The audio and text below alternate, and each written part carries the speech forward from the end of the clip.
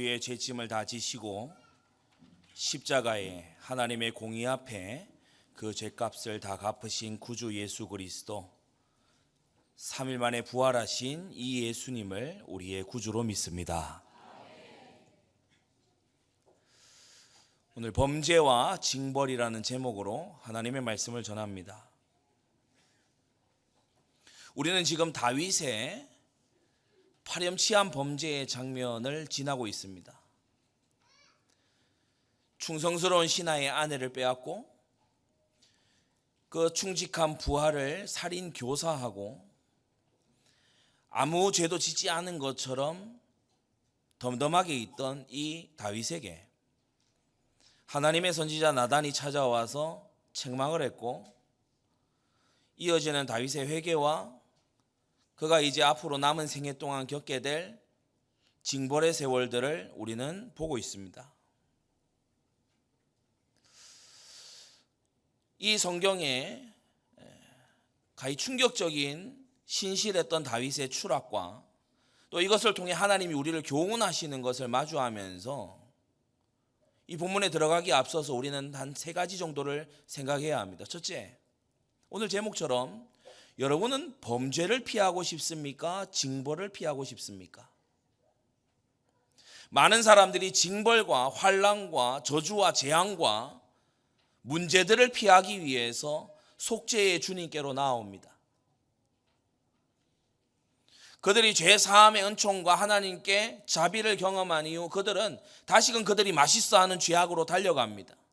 그들이 피하고 싶었던 건 형벌뿐이지 죄가 아니었기 때문에. 그러나 그리스도의 영을 우리에게 부으신 하나님께서는 우리가 형벌보다도, 그 어떤 지독한 형벌보다도 죄를 미워하기를 원하십니다. 우리 하나님의 아들 예수님은 죄를 없이 하시려고 우리의 범죄함을 위하여 자신을 극한 형벌에 내어주시기까지 죄와 맞서 싸우신 것입니다. 오늘 주의 상에 함께 참여하게 될 성도 여러분, 오늘 이 제목이 우리에게 의미하는 바를 다시금 생각합시다.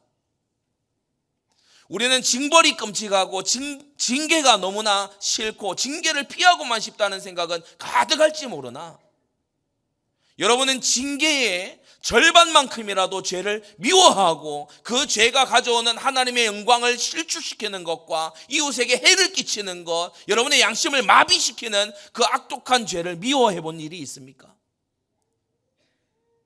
우리는 죄를 깨닫고 죄를 슬퍼하며 죄로부터 돌아서서 그리스도께로 나아가는 것을 회개라고 합니다. 여러분, 그리스도인의 참된 회개가 회복되기를 바랍니다. 다윗의 이 극악한 범죄를 두고서 몇몇 성경에 대해 지식이 부족한 사람들은 다음과 같이 마구 예측하는 경우가 있습니다. 피제사 드리면 되는 거 아니야? 희생제사 드리면 죄사함 받는 거 아니었어? 사무엘하 12장 13장을 보니까 다윗이 피제사 드렸다는 기록이 없네. 그러니까 징벌을 당하지. 틀렸습니다. 시편 51편 16절 17절을 보면 다윗이 성령의 감동으로 다음과 같이 고백합니다. 주는 제사를 즐겨 아니하시나니 그렇지 않으면 내가 드렸을 것이라. 주는 번제를 기뻐하지 아니하시나이다. 하나님의 구하시는 제사는 상한 심령이라. 주님은 우리가 제사, 피제사, 피언약, 그리스도의 보혈을 붙잡기 전에 먼저 그 보혈이 필요했던, 그 보혈을 요구했던 죄에 대해서 슬퍼하기를 원하십니다. 예레미야 시대에 뻔뻔하게 나와서 번제드리며 돌아가서 삶에서는 여전히 도적질하고 여전히 간음하고 여전히 거짓말하고 여전히 살인했던 그들을 향해 하나님은 말씀하십니다. 내가 너희의 재물에 그 피냄새에 지쳤다. 내가 너희의 재물을 태우는 연기에 이제 그만 지쳤다. 하나님의 구하시는 제사는 상한 심령입니다. 그리스도의 십자가 앞에 우리의 상한 심령으로 나아가지 않는다면 그것이 도리어 저 중세말 가톨릭의 범죄상처럼 십자가가 우리에게 또 다른 면죄부가 된다면, 얼마든지 죄를 지어도 괜찮을 만한 다 끝낸 보증서가 된다면 우리는 십자가를 못 오가는 것입니다. 그래서 이 오늘 본문의 다윗은 성령의 영감을 덧입어서 그는 피제사로 가서 손쉬운 해결을 바란 것이 아니라 하나님 앞에 엎드려 회개하고 하나님이 내리시는 징벌을 달게 받으면서 하나님, 제가 잘못했습니다. 저는 이러한 벌을 받기에 합당합니다.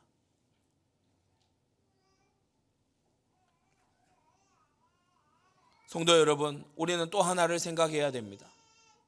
우리가 범죄보다 징벌을 더 좋아하고 있지는 않은가? 징벌을 더 멀리하려고 하지는 않는가? 이 첫째를 생각해야 돼. 두 번째는 피제사를 가지고서 우리가 모든 것에 다 덮어버리려고 하는 그와 같은 자세를 우리는 다시금 생각해 봐야 합니다. 5대 희생제사는 아무렇게나 죄를 무효화하는, 범죄 사실을 무효화하는 그런 도구로 하나님이 주신 것이 아니죠. 우리는 또 하나를 생각해야 되는데, 바로 이 징계 가운데 들어있는 하나님의 여전히 살아있는 은혜와, 그리고 하나님의 그 영광을 위해서 주님께서 세우시는 이 공의를 우리는 함께 생각해야 됩니다. 여러분, 에베소서 5장 말씀을 주목하십시오. 너희가 이것을 정령히 알거니와, 에베소 교회 신약의 성도들, 너희들이 이것을 알고 있다. 무엇이냐?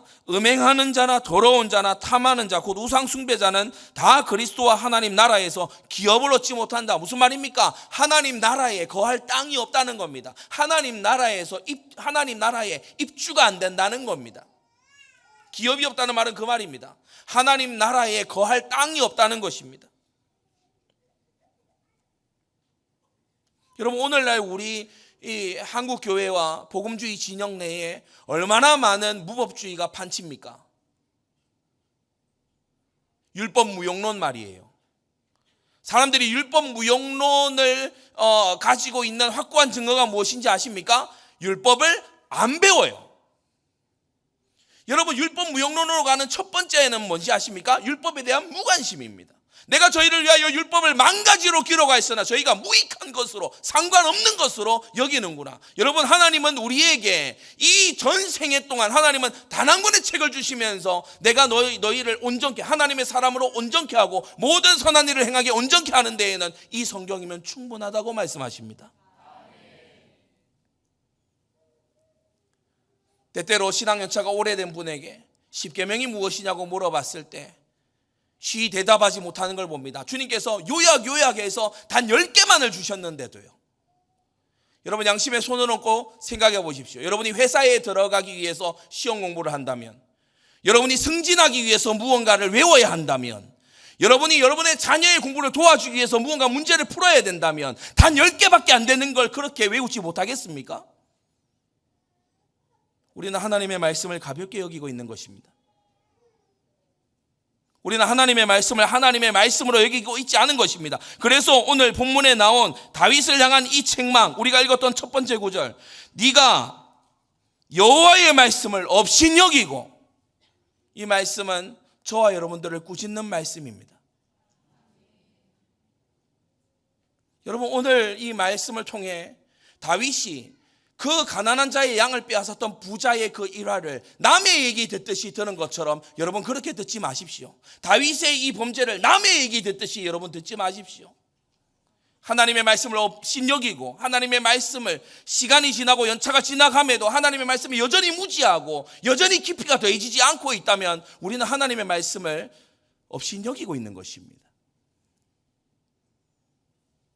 여러분, 음행이 가벼운 죄가 아닙니다. 그리스도와 하나님 나라의 기업이 없어집니다. 탐심을 부리며 살아가는 것이 가벼운 죄가 아닙니다. 그리스도와 하나님 나라에서 기업이 없다고 했습니다. 누구든지 헛된 말로 여러분을 속이지 못하게 하십시오. 여러분, 속지 마십시오. 음행하면, 음행의 죄 속에 거하면 하나님 나라에 기업이 없습니다.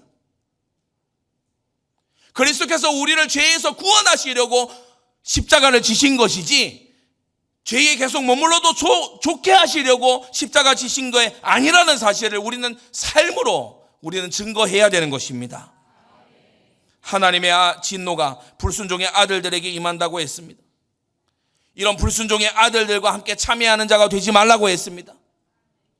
여호와의 율법을 즐거워하여 주야로 묵상하는 자와 가까이 하시고 하나님의 율법을 없이 여기는 자를 멀리하시기를 권합니다. 골로새 3장에도 이렇게 말씀했지요. 그러므로 땅에 있는 지체를 죽여라. 예수 그리스도를 이미 믿는 골로새 성도들에게 너희가 해야 할 것이 있다. 땅에 있는 지체를 죽이라고 말합니다. 여러분, 묶어두거나 가두어두는 게 아니고 이 존재를 왜 죽여야 됩니까? 땅에 있는 지체를 왜 죽여야 됩니까? 마치 좀비와 같아요. 반드시 죽여야 돼요. 끊임없이 살아나. 끊임없이 음욕이라는 것이 살아나. 끊임없이 탐욕이라는 것이 살아나요. 끊임없이 나의 우상이 살아나요. 우리가 성경을 보며 마주하는 사실은 저 6월절의 기적 같은 해방의 날과 저 홍해를 마른 땅처럼 건너고 하늘에서 만나가 비같이 내리는 그와 같은 광경을 목격한 이스라엘도 금송아지를 만들었다는 사실입니다.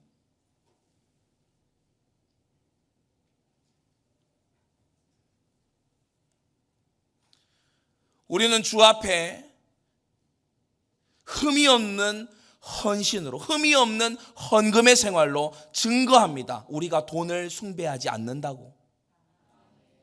여러분, 헌금은요, 하나님을 향한 충성이기도 하지만 우리의 신앙 고백입니다. 나는 돈을 숭배하지 않아. 이 돈은 하나님을 위해 쓰여야 돼. 내게는 돈보다 하나님이 우위에 있어. 맞습니까? 여러분, 증명하세요. 먼저 나는 하나님의 나라와 하나님의 의를 구할 거야. 하나님께 막 기도해서 돈을 얻으려는 것이 아니라 하나님이 주신 분복을 통해 나는 하나님의 영광을 구하면서 살아갈 거야. 여러분, 헌금으로 여러분의 사랑과 여러분의 신앙의 진실됨을 증명하시기 바랍니다. 음란과 부정과 사욕과 악한 정욕과, 저는 여러 번 생각해 봤습니다. 도대체 이런 목록들은 왜 계속 말하는 걸까? 한 서신, 다른 서신, 그리고 한 서신에서도 여러 번 바울은 계속해서 목록을 대고 말합니다. 음욕, 음란과 부정과 사욕과 악한 정욕과 탐심. 여러분, 이것은 경건에 속한 자가 오래도록 기도한, 특히 성령의 영감을 받은 기록이지만 동시에 하나님의 사람이 오래 기도한 결과입니다. 무슨 말입니까? 죄에 내가 맞서 싸워야 될 죄가 구체화되더라는 거예요. 여러분, 무슨 죄와 요새 싸우고 계십니까? 여러분, 싸우고 있지 않다면 100% 지고 있는 중입니다. 싸우면 이길 수도 있고 질 수도 있지만 안 싸우면 반드시 져요. 여러분, 죄와 피 흘리기까지 싸우십시오. 음란과 싸우기 위해서 여러분의 생각을 잡아다 하나님께 복종시키시기를 바랍니다. 왜 그렇습니까? 하나님의 진노가 임하기 때문이에요. 이것들을 인하여 하나님의 진노가 임한다고 했죠. 시편 106편에도요 뭐라고 나옵니까? 우리는 그냥 음식이다 이런 말을 요새 많이 횡행하는 걸 듣습니다. 제사 음식에 대해서 성경은 뭐라고 합니까? 저희가 또 바알불과 연합하여 죽은 자에게 제사한 음식을 먹어서 그 행위로 주를 경록케 함을 인하여 재앙이 그 중에 유행하였다라고 했어요. 제사 음식을 먹는 것은 귀신의 상에 참여하는 겁니다. 오늘 우리는 주의 상에 참여하는데 주님께서는 주의 상에 참여하는 걸 주님과 연합하는 행위로 보십니다. 고로 주님은 귀신의 상에 참여하는 걸 귀신과 연합하는 행위로 보신다는 거예요. 우리가 어떻게 보느냐는 중요한 게 아닙니다. 각 문화권과 각 가문들이 어떻게 인지하느냐는 중요한 게 아닙니다. 하나님이 어떻게 보시느냐가 중요합니다. 내가 어떻게 보고 있고 상대방이 어떻게 보고 있고 주변 사람들이 어떻게 보고 있느냐가 중요한 것이 아니라 하나님께서 이것을 영적 간음으로 보신다는 것입니다. 고린도전서 10장에요. 어떤 죄를 출애굽 1세대가 짓다가 광야에서 다 망했습니까? 그들은 다수를 따라갔습니다.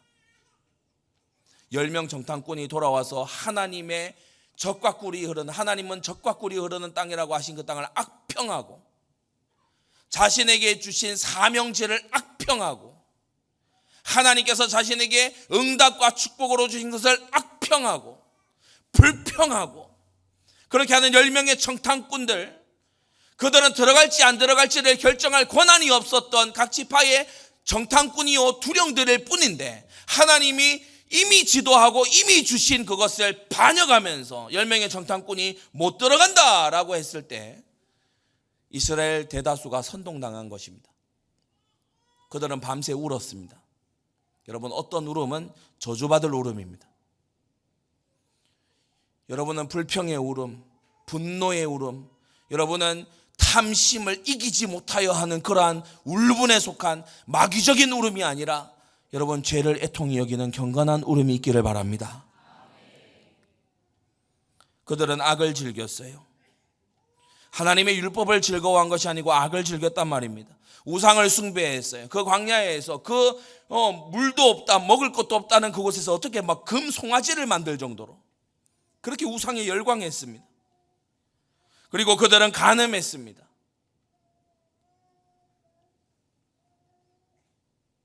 주를 시험했습니다.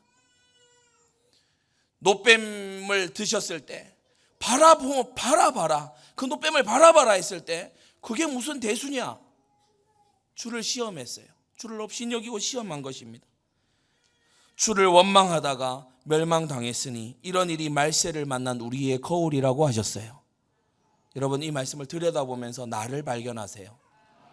거울은 보면서 나를 보는 거잖아요. 이 말씀 속에서 나를 찾으세요. 여러분 이 6가지 죄악 중에 여러분은 무슨 죄악에 가장 취약하십니까? 구약 이스라엘 백성들은 예배로 나아오려면요, 예배의 주제가 있어야 돼요. 헌신입니까? 예배의 주제. 내가 지금 헌신입니까? 번제로 나아가야 돼요. 지금 내가 하나님 앞에 나의 자아를 부수고 완전히 하나님께 나 자신을 갈아서 드리는 나의 생각을 다 부수고 하나님께 복종하기를 원합니까? 소제로 나아가야 됩니다. 여러분 하나님과 주의 종과 백성들과 화목하기를 원합니까? 화목제로 나아가야 돼요. 죄를 떠올리고 생각하고 마음에 품고 그것을 심지어 결행하기까지 했습니까? 속죄제로 나가야 돼요. 그 죄로 인해서 피해를 끼치고 손해를 끼쳤습니까? 속건제로 나가야 됩니다. 여러분 오늘 예배 왜 오셨습니까? 오늘 예배에 여러분의 들고 나온 여러분의 제목은 뭡니까? 오늘 이 성찬에 나와서 주의 양식을 먹고 주님께서 주시는 것으로 채웠다면 여러분의 것은 뱉어내시기를 바랍니다. 오늘 4가지로 말씀을 정리하는데요, 다윗의 범죄입니다. 첫째로 다윗의 죄목입니다. 다윗은 죄로 인해서 그 결과를 톡톡히 지금 보고 있어요. 다윗의 제목 중에 첫 번째는요, 살인, 간음, 거짓, 탐심, 이것이 아니라 그것보다 훨씬 앞서는 여호와의 말씀을 업신여겼다는 겁니다. 저는 한 번씩 생각합니다. 내가 대통령을 만나거나 또는 엄청나게 유명한 신학자를 만나거나 그렇게 하는 것보다 나는 예배 자리에 더욱더 깨어있는 마음으로 앉아 있는가? 성도 여러분, 예배는 하나님을 만나는 자리입니다. 내 이름을 기념하는 그곳에 내가 강림하여 너희를 축복하겠다. 예배는 하나님께 나아가는 자리입니다. 하나님의 말씀이 선포되는 자리지요. 레위기 20장 10절을 보면 누구든지 남의 아내와 간음하는 자는 그 간부와 음부를, 그 간음한 남자와 여자를 반드시 죽일지니라 라고 하셨어요. 간음했으면 피언약 붙잡고 죄사함 받아라 이렇게 성경이 기록한 게 아니고 반드시 죽일지니라 라고 기록되어 있어요. 오늘 이 다윗이 죄 사함을 선언받습니다. 그러나 벌을도 받습니다. 오늘 우리는 이 본문을 통해서 내가 죄 사함 받았으니까 나한테 아무 일도 일어나지 않겠지라고 하는 무법주의의 쓴 뿌리를 뽑아내야 됩니다. 죄는 결과를 가져와요. 죄는 결과를 가져온다니까요. 십자가 오른편 강도에게 내가 오늘날 너와 내가 낙원에 있으리라. 예, 맞습니다. 성취됩니다. 그런데 거기서 죽어요. 형틀에 매달려 죽습니다. 왜냐? 그는 강도였어요. 그가 저지른 죄로 인해서 많은 사람이 고통받았어요. 하나님은 그것을 신원하시는 것이고, 오늘 다윗이 저지른 이 죄로 인해서 우리아와 우리아의 가족들과 밧세바와 그의 가족들이 모두 고통 속에 들어갔어요. 이스라엘의 말로 다 할 수 없는 죄의 누룩이 퍼졌어요. 하나님은 신원하시는 하나님입니다.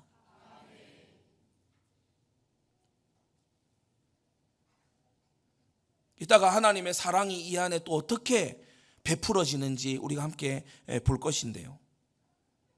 여러분, 죄에는 결과가 따릅니다. 그래서 우리는 신구약 성경이 공히 말하고 있는 것처럼 죄를 끔찍이도 멀리하는 십자가 지신 우리 주님의 백성이 되어야 되는 것입니다. 죄는 모양이라도 버리라. 죄는 그것이 모양이라도 그것을 흉내내는 것도 하지 말아라. 자, 두 번째로 다윗은 하나님 보시기에 악을 행했어요. 특별히 고의적인 죄악이었죠. 간음을 할 때에 이 밧세바와 간음을 할 때에 다윗은 계획적으로 움직였습니다. 비밀리에 움직였어요. 사람을 보내고 불러오고 이런 식으로 움직였어요.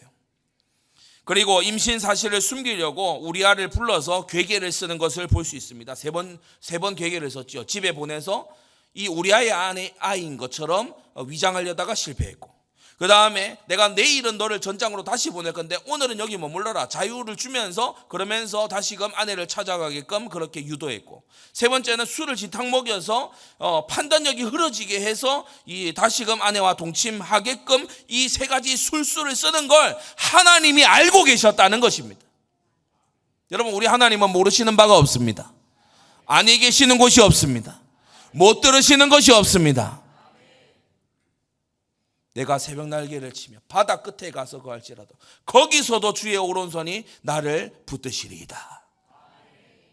여러분, 우리 하나님의 편재하심을 다윗이요 간과하고 무시하고 잊어버린 거예요.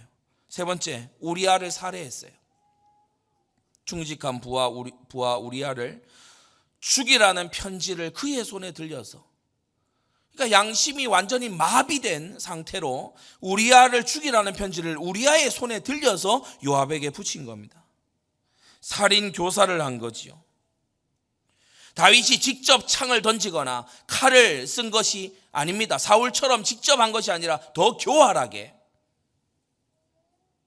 전투 중에 죽은 것처럼 우리아와 신복들이 죽었다는 보고를 했자 다윗이 늠름하게 그 파발들에게 얘기하지 않습니까? 칼은 이 사람이나 저 사람이나 죽인다. 이 일로 걱정하지 말고 그 왕성 라빠를 빨리 정복하라고 요압 장군에게 말하거라. 얼마나 뻔뻔한 작태입니까? 우리아를 암몬 자손의 칼로 죽였습니다. 넷째, 마침내 본인이 계획한 바 우리아의 처 밧세바를 빼앗아 자기의 처를 삼았어요. 이 과정 안에서 다윗은 제6계명 살인하지 말지니라를 어겼고요, 제7계명 간음하지 말지니라 역시 어겼습니다. 이웃의 아내를 빼앗아 왔기 때문에 도적질하지 말지니라도 어겼습니다.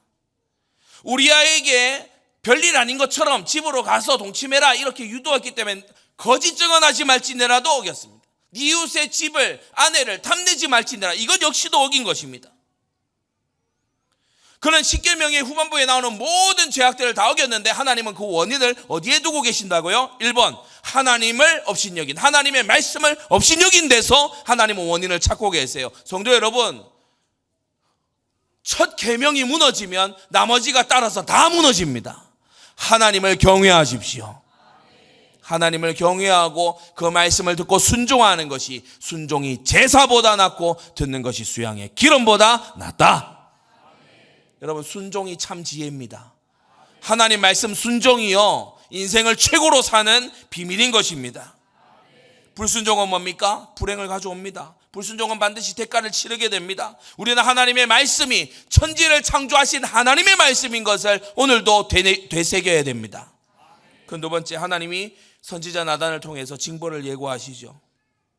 칼이 네 집에 영영이 떠나지 아니할 것이다. 집안의 폭력과 살인의 사태가 일어날 것을 말씀하는 겁니다. 다윗이 살아있는 동안 이 일이 계속됩니다. 나단이 예언한 대로 다윗의 생애 동안에요, 다윗의 집안 안에서 계속해서 살인 사건이 일어납니다. 장자 암논을 삼남 압살롬이 죽이더니 이 삼남 압살롬의 반역을 요압이 진압하면서 압살롬 역시 죽습니다. 사남 아도니아가 다윗의 사후에 왕이 되려고 이렇게 하다가 솔로몬에 의해서 역시나 숙청됩니다. 나단을 통해 하나님은 예고하십니다. 네 집에 재화를 일으킬 것이다. 무슨 말입니까? 끔찍한 재난과 같은 일들이 일어날 것을 말하는 거죠. 이복 누이 다말을 암논이 강간합니다. 이것 자체로도 얼마나 수치스러운 일입니까?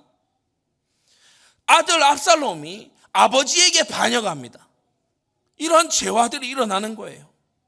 더 나아가서 다윗이 은밀히 행한 밧세바와의 간음을 하나님은 어떻게 징벌하시느냐? 너는 은밀히 행했지만 나는 백주의 일을 행할 것인데 바로 너의 아내들을 우리가 11절을 보게 되면 내 처들을 내 눈앞에서 다른 사람에게 줄 것이다 이렇게 말씀하죠. 다윗은 아마 이걸 들을 때 이게 가능한 일일까? 모압도 암몬도 에돔도 소바도 이미 다 평정이 됐고 주변 열국이 블레셋도 이제 길을 못 펴고 누가 감히 나와서 열국을 정복한 나 다윗의 처들을 강탈하고 그들을 백주에 겁간하고 그렇게 할 수 있단 말이냐라고 했지만 여호와의 모든 일에는 능치 못함이 없습니다. 하나님은 징계하신다면 하십니다. 어린아이들이 매 안 맞으려고 매를 숨기잖아요. 그런다고 매가 안 오는 게 아니죠. 부모님에게 혼날까봐 어디 구석에 가서 숨지요. 잘못을 회개해야지 숨는다고 해결될 일이 아닙니다. 여러분, 우리 하나님은 이 일이 일어나게 하셨어요. 바로 셋째 아들 압살롬의 마음에 있는 파렴치한 마음,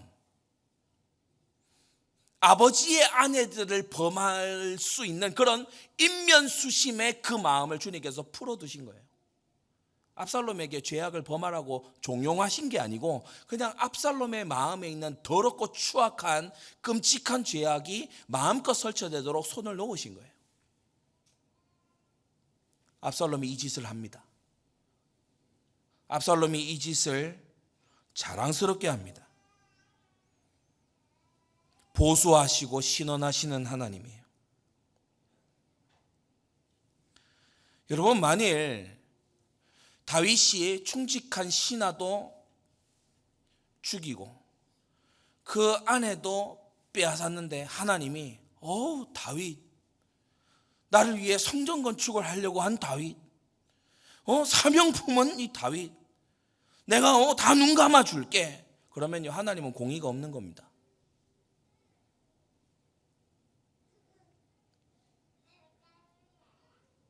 저와 여러분들이 하나님을 성경적으로 바르게 알아야 될 줄로 믿습니다.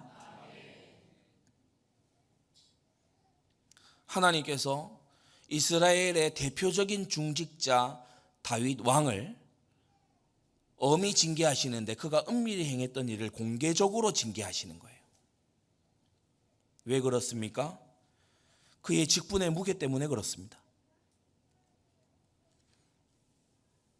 우리는 때때로 중직자의 가정에 이해하지 못할 어떤 일이 일어나는 것을 봅니다. 때때로 목회자의 가정에 너무나 패역한 자녀들이 일어나는 것을 혹혹 보기도 합니다. 왜 그렇습니까? 그 직분의 무게를 하나님께서 보여주시는 겁니다.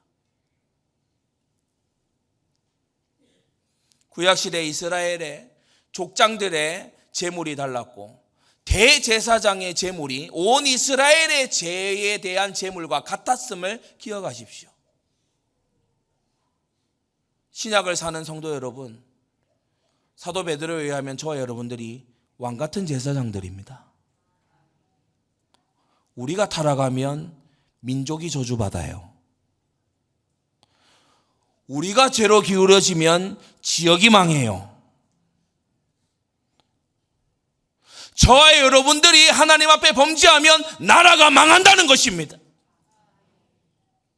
왕같은 제사장이신 성도 여러분, 그리스도인이라는 영광스러운 이름을 가진 성도 여러분, 여러분이 하나님 앞에 죄를 범하는 것과 저 하나님을 알지 못하는 사람들이 죄를 범하는 것, 확연한 무게 차이가 있습니다. 우리는 놀라운 권세와 신분과 함께 놀라운 의무와 영광의 무게를 짊어진 것입니다.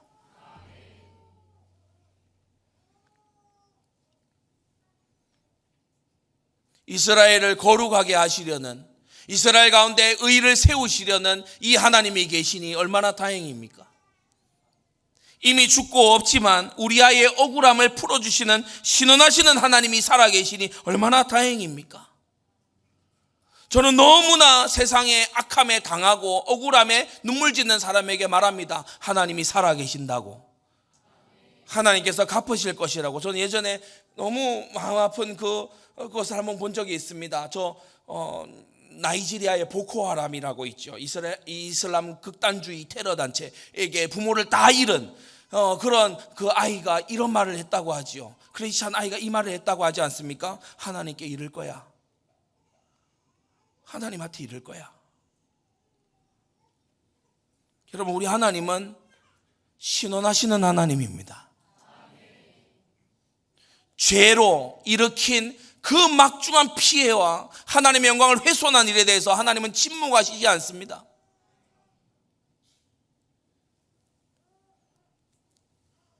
죄 없으신 그리스도를 정죄하고 못 박은 그 이스라엘 제사장들이 얘기했죠. 이 피를 나와 우리와 우리 자손에게 돌려라. 여러분, 홀로코스트에 어떤 일이 일어난지 역사가 보여주고 있지 않습니까? 하나님은 신원하시는 하나님입니다. 이 하나님 앞에서 우리는요, 두 가지 크게 가질 수 있는데, 하나는 우리가 죄를 심히 두려워할 수 있습니다. 신원하시는 하나님입니다. 여러분, 이웃에게 악행을 행하고 등 쳐먹고 빨대 꽂고 여러분 그딴 짓 하면 하나님이 신원하십니다. 하나님이 살아계셔요. 또 하나, 여러분 억울한 일을 당했습니까? 선을 행했는데 악으로 되갚음 받았습니까? 괜찮습니다. 하나님이 살아계십니다. 우리의 재판자가 살아계십니다. 그 세 번째, 다윗이 회개합니다. 나단의 이 책망을 듣고 다윗이 단박에 회개한 건 정말 하나님의 은혜예요. 여러분, 그 앞에 다윗이 만났던 요압이 보낸 이 군사들, 그 앞에서 다윗이 뭐라고 얘기했죠? 싹 감추고 아무 일도 아닌 것처럼, 야, 칼은 이 사람이나 저 사람이나 죽여.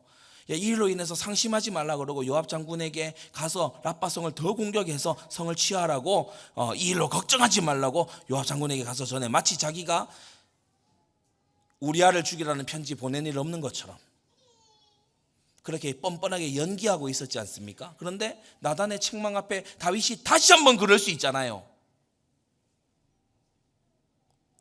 나 그런 적 없다고.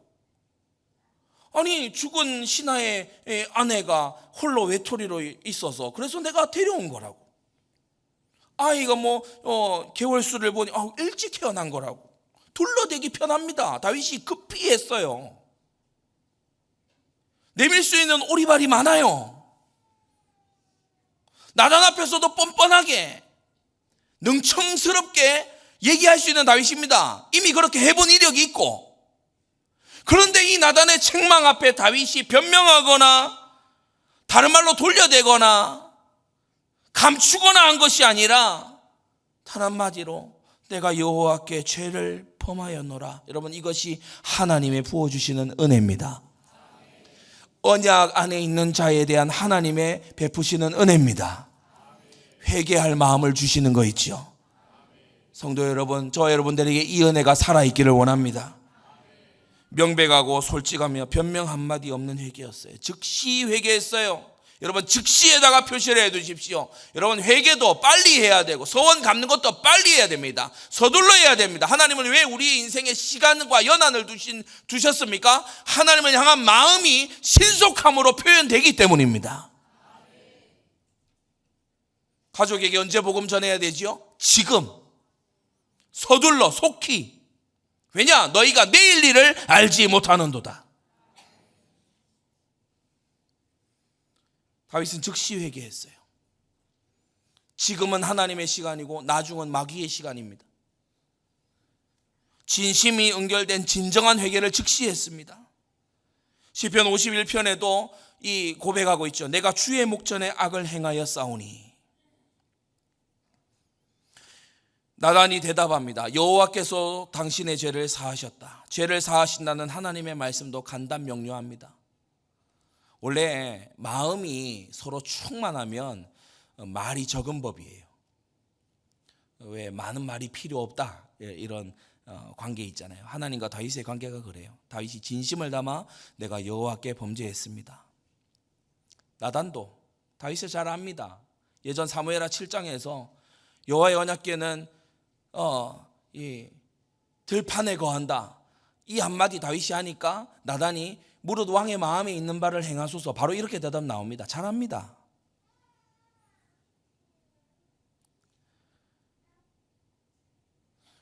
하나님의 사죄의 선언이 있었죠. 이로써 하나님과 통하는 가슴이 다윗에게 회복됐고, 다윗의 이 진실한 회개를 하나님은 들어서 시편 51편에 성령 감동된 회개로 나아가게 하셨습니다. 그리고 은총을 빼앗지 않겠노라 하신 하나님의 말씀이 성취됐고, 왕위에 오를 자손 역시 다윗에게서 끊어지지 않는 복을 받게 됐습니다. 여러분, 이 사죄의 은총, 하나님의 사랑이 언제 나타났나요? 앞서 말씀드리겠다 했던 이 공의의 집행과 징벌 가운데 하나님의 사랑이 언제 나타났습니까? 13절, 당신이 죽지 아니할 것이다. 여러분, 원래 율법대로 하자면 레위기 20장 10절 반드시 죽여야 돼요. 다윗 자신도 앞서 부자와 그 가난한 자의 그 일화에서 자기 입으로 얘기했어요. 이 부자는 반드시 죽여야 될 놈이다. 그리고 4배나 갚아야 될 놈이다.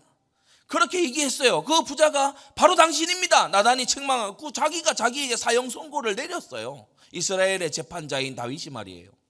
그런데 하나님은 다윗이 죽지 않을 거라고 말씀하시죠. 여러분, 이것이 은혜입니다. 이것이 회개하는 자에게 베풀어 주시는 하나님의 여전히 살아있는 사랑의 대우하심입니다.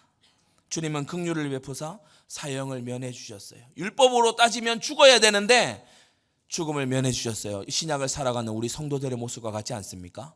율법에 따르면 죽어야 하지만, 참 오묘하게도 다윗은 죽지 않고 그 아들이 대신 죽는데, 우리도 출처는 다르나 그 아들의 죽으심으로 우리는 죽지 않게 된 것입니다. 마지막 4번째, 밧세바가 낳은 그 아이, 다윗이 죄를 범해놓고 그 죄의 증거로 임신이 되자 그것을 서둘러 감추려고 온갖 고범죄로 뒤감았던 그 아이는 죽을 것이다. 이유가 뭡니까? 이 일로 14절, 여호와의 원수로 크게 회방할 거리를 얻게 했다.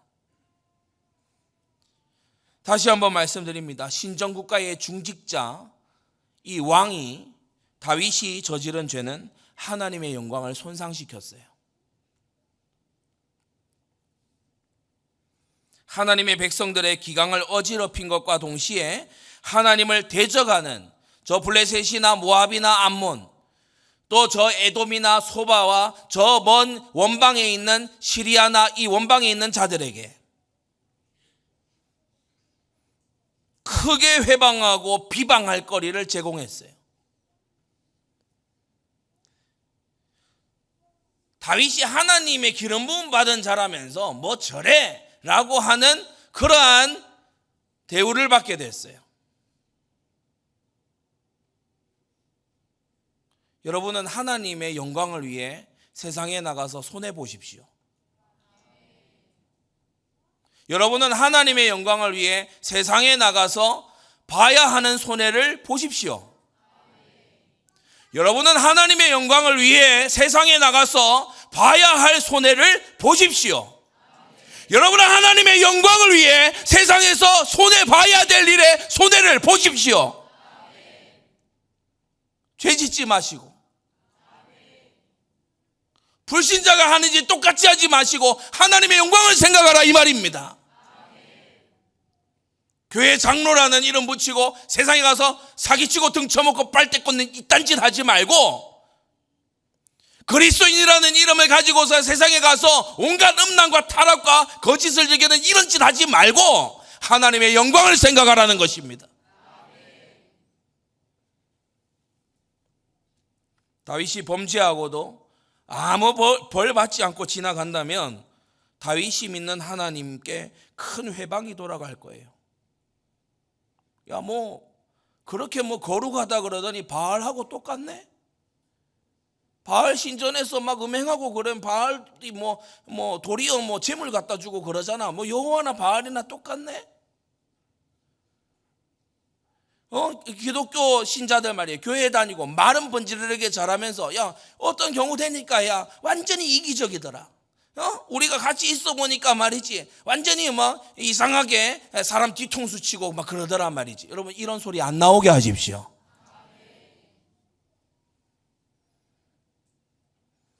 그러나 다윗이 벌을 받는다면, 하나님이 그를 치시는 것을 이스라엘만이 아니라 주변 열국이 모두 다 보게 된다면 이것은 하나님이, 의로우신 하나님이 살아계신 증거가 되는 것입니다.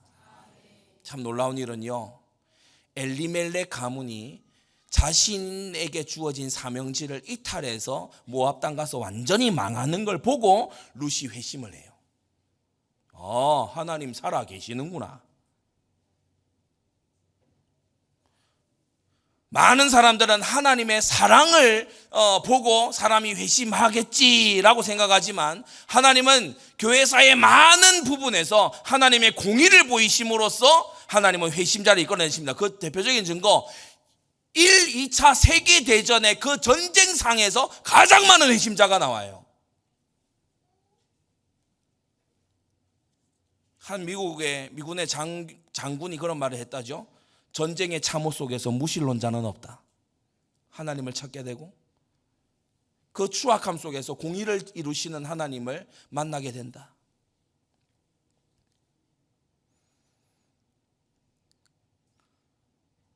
작은 둘째로, 아이가 정령 죽으리이다 라는 선언을 나단이 합니다. 왜 그렇죠? 하나님의 영광을 회복하기 위함이고 공의를 이루시기 위해서예요. 어떻게 이 공의를 그럼 이룬단 말입니까?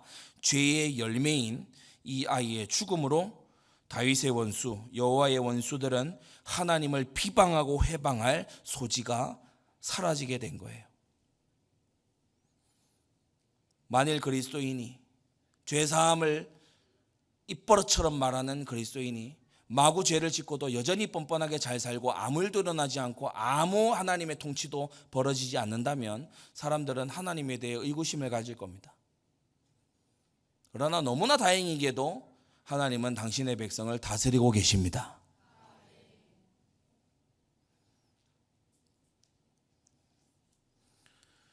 우리 중에 어떤 질문이 많은 사람들은 아마 생각할 수도 있어요. 이 아이는 무슨 죄입니까? 애가 무슨 죄가 있어서, 이런 생각을 할 수도 있습니다. 오전에도 말씀드렸지만 이 아이에 대한 주권이나 이 아이에 대한 권리는 다윗에게 없어요. 생명을 주시는 분도 하나님이고 데려가시는 분도 하나님입니다. 분수에 지나는 생각을 그쳐야 됩니다. 그리고 작은 세 번째, 이게 끝이 아니에요. 징벌의 시작이었습니다. 다윗은 하나님의 영광을 크게 손상시킨 징벌로서, 사하셨다면서요. 오늘 다시 저도 얘기했던 그 질문으로 돌아와서, 아니 사하셨다면, 여호와께서 사하셨다면서요. 그런데 징벌합니까? 예, 그럼요. 공의가 세워져야죠. 그래서 여러분, 몇 주 전에 우리 종교개혁 주일이었습니다만, 종교개혁일이었는데, 이 루터의 신앙은 우리의 구원에 좀 과하게 집중해요. 그러나 이 존 칼빈의 이 신학은 하나님 영광에 집중을 하죠. 둘 다 중요합니다만은 무엇 하나만 남아야 된다면 하나님의 영광이 남아야 됩니다. 여러분, 교회에 나와서 내가 죄사함 받고 내가 재앙 안 당하고, 여러분 이것보다 더 우선에 있어야 되는 게 하나님의 영광이 드러나느냐, 하나님의 영광이 높아지느냐 실추되느냐, 이게 우리의 관심이 되어야 될 줄 믿습니다. 사람의 제일 되는 목적은 하나님을 영화롭게 하고 그를 영원토록 즐거워하는 것이다. 하나님의 영광이 얼마나 중요했던지, 얼마나 그것이 무게 있었던지, 이것을 크게 손상시킨 징벌로서 다윗은 수치스러운 일들을 많이 당하게 됩니다. 집안에 재화가 일어나고 칼이 일어나고, 그리고 더 나아가서 자신과 눈도 못 마주칠 것 같았던 심의 같은 이런 동네에 이름 없는 변사에게 수치와 모욕을 다 당하게 됩니다. 그 모든 징벌 가운데서 역시나 하나님을 알고 있었던 이 다윗은 불평 한마디 하지 않습니다. 이걸 해결해 달라고도 하지 않습니다. 여러분은 하나님을 경외하고 우리의 영의 아버지 되시는 하나님께 복종하여 그 품 안에서 새롭게 되시기를 바랍니다. 결론입니다. 다윗은 남의 아내와 간음했어요. 그 남편은 살해했어요. 그럼에도 복음 안에 있으니까 아무 징계나 징벌이 없다면 이건 잘못된 거죠. 아까 그 파렴치한 이 범죄자 얘기를 했습니다. 예수님 믿으니까 감옥 보내지 마 이러면 이상한 거잖아요. 불의한 겁니다. 남의 아내와 간음하고 그 남편을 살해하기까지 했는데 복음 가졌으니까 아무 문제 없다 이런 식으로 떠든다면 그것은 정상적인 또 성경적인 신앙은 아닌 것입니다. 성도 여러분, 징계는 하나님의 자녀가 다 받는 것이라고 했어요. 크든 작든 우리는 징계의 세월이 반드시 있습니다. 그 안에서 튕겨나가거나 또는 죄를 여전히 붙들고 징계만 끝나기를 바라거나 하나님을 원망하거나 또는 내가 범한 죄보다 징벌이 더 크다고 아우성치는 이러한 불신앙자가 되지 말고 오늘 심히 넘어졌으나 다시 일어나고 다시 시작하는 이 다윗을 따라서 우리 또한 죄를 버리고 하나님께 돌이키는 하나님의 은혜가 있게 되기를 바랍니다. 기도하겠습니다. 거룩하신 아버지 하나님, 오늘 범죄와 징벌을 우리가 마주하면서 우리가 과연 징벌보다도 범죄를 미워하고 멀리하려 하는지 우리 스스로에게 물어봅니다. 우리의 죄를 없이 하시려고 가진 징벌을 모두 담당하신 우리 주 예수 그리스도를 생각할 때에 우리에게 얼마나 죄를 없이 하기를 원하셨는지를 우리가 유념하게 하여 주셔서 징계를 지나며 죄를 버리게 하여 주시옵시고 하나님의 공의가 세워져 주님의 영광 받으시는 그것으로 인하여 만족하게 하여 주시옵시고 우리 사랑하는 성도들의 생애가 하나님의 영광을 실추시키는 생애가 아니라 사시는 창조자, 구속주, 심판주이신 우리 주 하나님을 영화롭게 하는 생애가 될 수 있도록 은혜 내려 주시옵소서. 예수 그리스도의 이름으로 기도드리옵나이다. 아멘.